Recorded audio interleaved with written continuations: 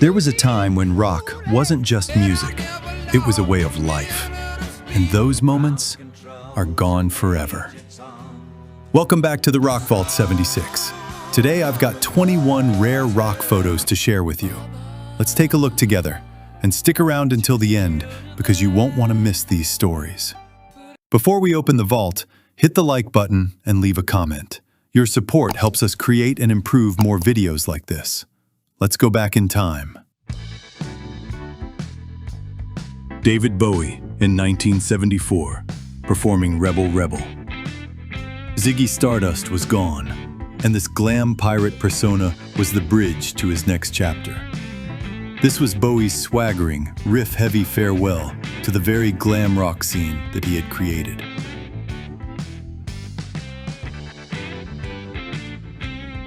Phil Lynott, Eric Clapton, Robert Plant.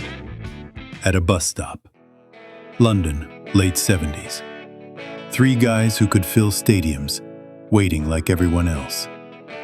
Probably didn't even plan this photo. That's what makes it great. Rock stars, off duty.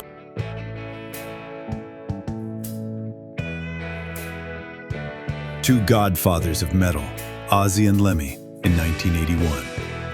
Old friends from the early Sabbath days, they were both at the peak of their second acts.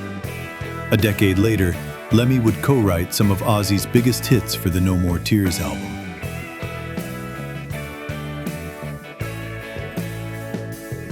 The original Mothers of Invention, 1966. They were about to release Freak Out, rock's very first double album and concept album. Their label hated the bizarre music and only agreed to release it after Zappa famously tricked them into funding it.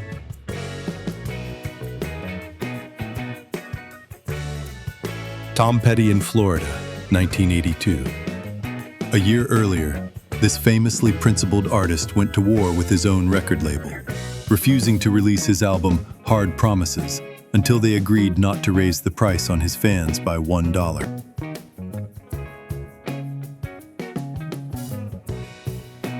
The Beatles, 1963, In the Eye of the Hurricane. At the height of Beatlemania in Britain, this was their reality. Trapped in service elevators to escape the mobs. The biggest band in the world, literally hiding in a box between shows.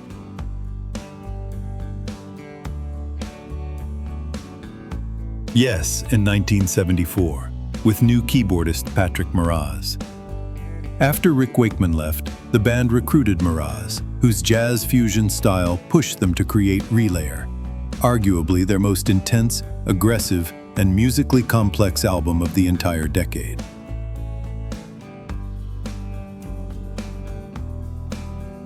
The legendary E Street Band on the Darkness Tour. This was a triumphant return after a 3-year legal battle kept Bruce out of the studio. All that pent-up anger was unleashed on stage in marathon 3-hour shows that became the stuff of legend.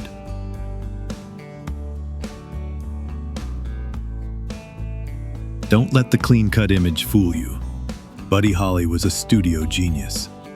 He pioneered techniques like double-tracking vocals and was one of the first rock artists to write and produce his own material. A true visionary gone far too soon.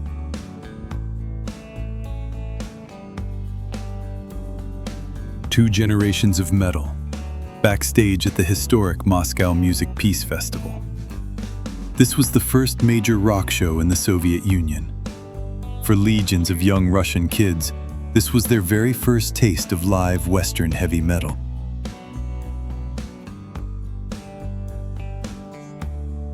Mark Knopfler, 1982, Love Over Gold sessions.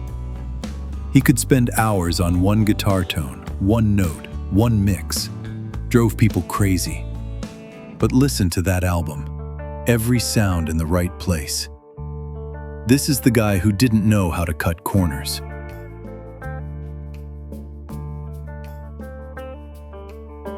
Backstage in 1970, the year the legendary Mark II lineup of Deep Purple changed everything. They consciously abandoned their old sound, creating the revolutionary hard rock of the In Rock album, and forging the template for an entire genre.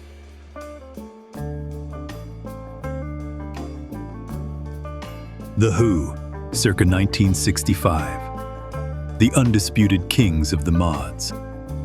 Their look was as important as their sound, and this iconic photo captures their tough, arrogant style. The ultimate faces of the swinging London scene.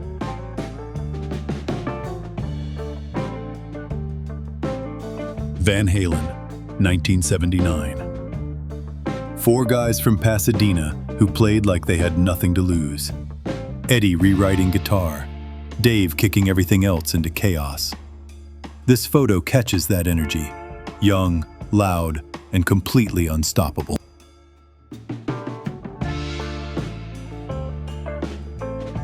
Two guitar gods and the best of friends.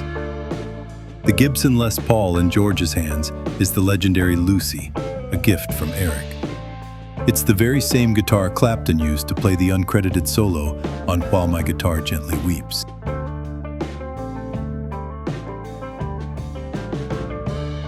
Roger Waters in 1990, the year he took The Wall to Berlin. Just months after the real wall fell, he staged a massive concert on that very spot. A historic moment where his personal masterpiece became a global symbol of freedom.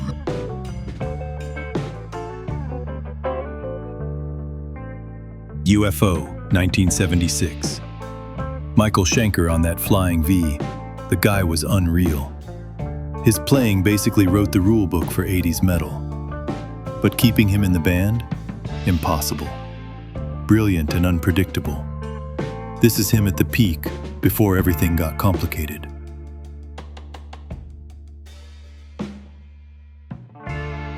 ELO in New York, the year they conquered America.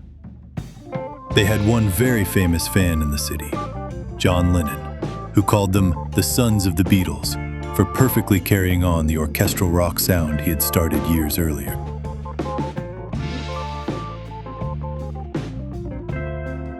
The master in his workshop. Backstage in '82, Eddie Van Halen is surrounded by his famous Frankenstrats. He was a relentless innovator, constantly tinkering with parts to create his signature sound, a process that led to his legendary partnership with Kramer Guitars.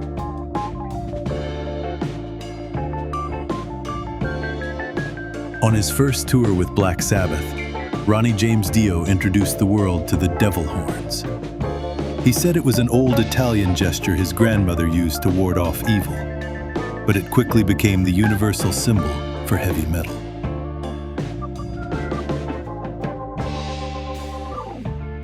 Janis Joplin and Big Brother backstage in Detroit, 1968. Their album Cheap Thrills was #1, but this was the end of the road. Janis was about to leave the band that made her famous, chasing a new sound and her own destiny.